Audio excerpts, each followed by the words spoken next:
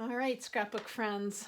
They say 3 times is a charm. So, for the third attempt to share with you a project recipe, what they are and how to do them, I'm going to hopefully get through this video without making a cutting mistake so that you can really learn something this afternoon.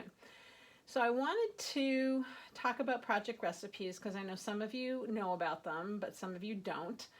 Project recipes are basically sketches with directions for creating layouts. Creative Memories releases them usually with new collections. They are something that are available through your advisor.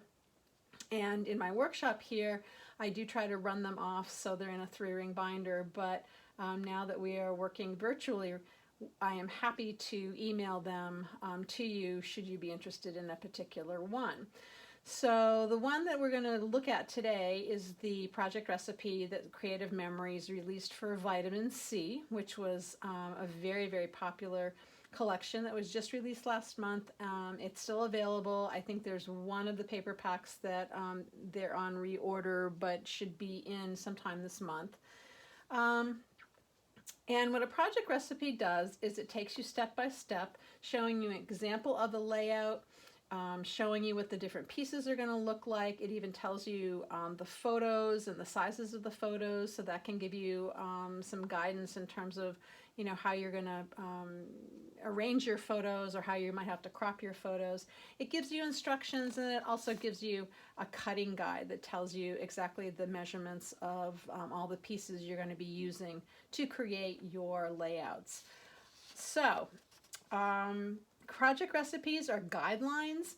You do not have to necessarily do everything exactly the way Home Office has shown you in this example, and because I wanted to do a trial run through earlier today, I used the Catitude theme pack and used the project recipe, yet another double page layout of our cat Nico. But I wanted to show you that you can use project recipes for other kinds of papers, other pictures.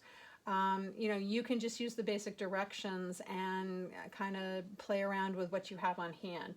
So if you don't have the vitamin C collection, you certainly could still do the project recipe that we're going to look at today, just substituting your own supplies from your own stash. So anyway, to get started, in this project recipe, we're choosing 2 sheets of paper for the background of the project recipe and 2 for doing the borders and the mats. So because there were 2 paper packs that were released with vitamin C, there was a designer paper pack and a tone on tone.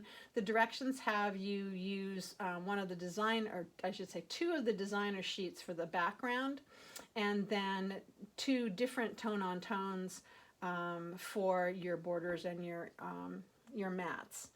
So the thing that I kept having trouble with that made this the 3rd time I've tried to do this video has been cutting the L shape, and it had nothing to do with Creative Memories tools or the directions. It all has to do with the fact that those of you who know me know I am not the greatest at measuring. I somehow seem to have a blind spot to sometimes line things up with the correct measurements. So I actually have used up the papers that are shown in this project recipe. I'm going to do a demo of how to do the L shape, and then I have pre-cut all the rest of them so that you can kind of see how it comes together. So the first thing, let me, hold on just a sec. So here are the sheets that I chose to use for the project recipe. Instead of using designer vitamin C paper, I decided to use some leftover, I think this was from one of our Australia pack from maybe a year or so ago. I was just going through some of my supplies, and I thought this reminded me of like tidal pools with, you know, like the seaweed kind of motif. And I also thought it looked good with these colors that were from the Tone on Tone vitamin C pack. So we'll see how it looks when I get it all together. But it just shows you that you don't have to follow everything exactly. You can bring in things that you might be trying to use up, or things that you don't have that much of, so you just have one more layout to do, and you want to use up those supplies. So to do the L-shaped layout, or the L-shaped border I should say, I am going to use a piece of scrap paper. And I know some of you understand that these cover sheets that they put in with our paper packs, you've heard that they are actually photo safe. They're basically archival quality, so you can use these as backgrounds for your pages if you'd like. You can use them to create borders. You can really do anything you'd like with them in your album. So they're a really great resource and another piece of your papers that you can use. And I've actually seen some advisors have come up with the idea of cutting out some of these shapes and using them to piece together borders on their pages. So there's a multiple group of uses that you can use with just these single sheets that come in with your designer paper packs. So I'm going to use this to just do my demonstration about how to cut the L border for the project recipe. I did trim it down. They're a little wider than 12 by 12, so I trimmed it down so that it would reflect a typical piece of paper. But basically, you're going to use your 12-inch trimmer, and to make the L shape, we're going to open up our blade housing arm, and we're going to cut at 1.5 inches. We're going to cut the L shape, and we're going to cut it down so that we have, it can go the other way for 1.5 inches. So we're going to push this down and go all the way to our 10.5. Pick it up. And we're going to turn it around and do the same thing on the adjoining side. We're going to line that up with the cut and bring it down. And there we have our L-shaped border. So you will do this with both of the tone-on-tone papers that you have chosen to use for this project recipe. So I'm going to put this away, and I have cut out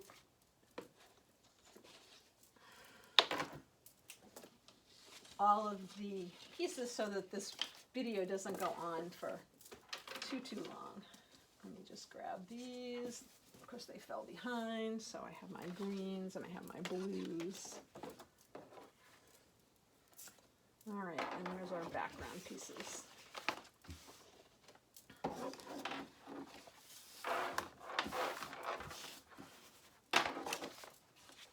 All right, so we have our background pieces, and you're going to use the first L-shaped border going on one side of your double page, and then the second one on the other.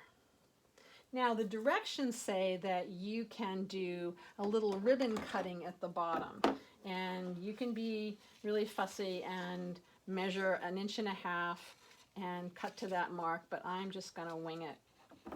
And the way you do a ribbon cut is you just fold your strip in half, and then you make a cut. And then you've got a lovely little ribbon piece.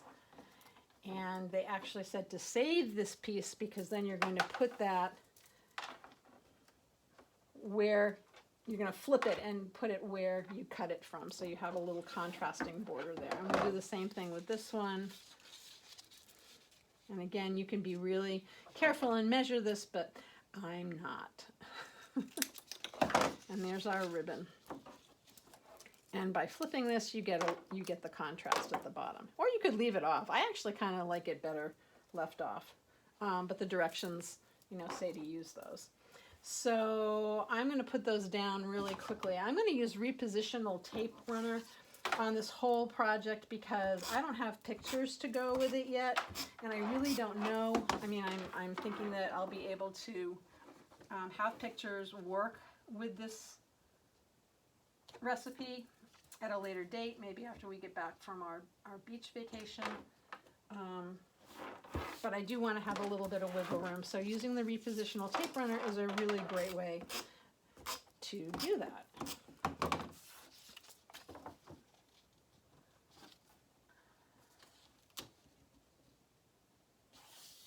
You want to match that up as nicely as you can so it covers up your background. So there I have my two L-shaped borders in place.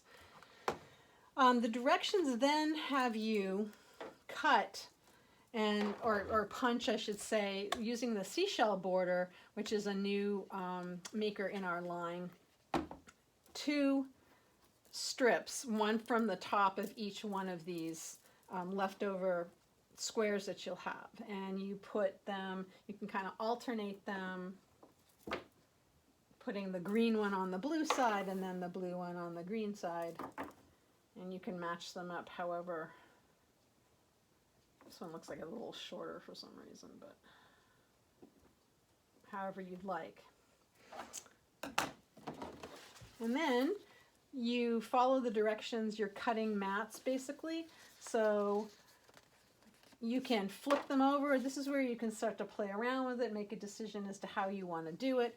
You can put the blue ones on one side, and maybe flip these. Put the green ones on this side. We could flip those to get a little bit more of a contrast.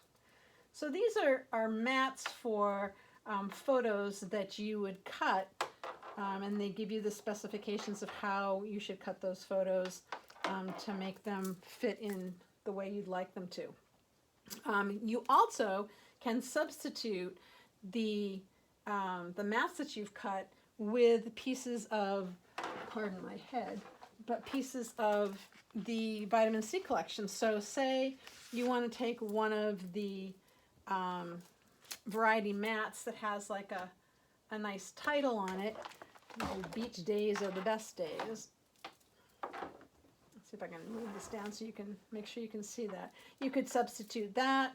You could also use the lighter colors to actually do your journaling. That would look really nice.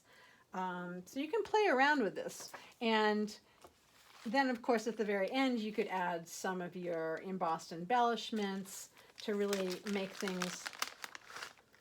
You can follow exactly what they do. I'm not going to take the stickers off because I just don't want to commit to anything right now. But you can put leaves down. You have to add something, add some dimension. So the way you embellish, you can follow the directions that shows you exactly where you can put things. They had to put their journaling box up there, but this is where you sort of play with it and you make the decision to make it your own based on your photos and based on what you're trying to show. So that is how to use a project recipe. I think it's a very good way to kind of get your juices flowing, your creative juices flowing. If you've been away from scrapbooking for a little bit, you just need a place to start. So project recipes can give you that foundation to kind of move forward. I am happy to share them with you. Just let me know if you end up buying any pieces of collections and you'd like the project recipes. But when we come back to having our workshops in person, it'll be fun for you to go through the 3-ring binder and you might be able to get some ideas there. So thank you for bearing with me. I hope you learned a little something. I hope you learned about a resource that you didn't know about. I hope you spend some time scrapbooking this week, and if you have any questions, please give me a holler. I love to help people with their projects, and I've made one of just about every album imaginable, so usually I can pull something to show you to give you some ideas and get you moving forward. So thanks so much and have a great evening. Take good care.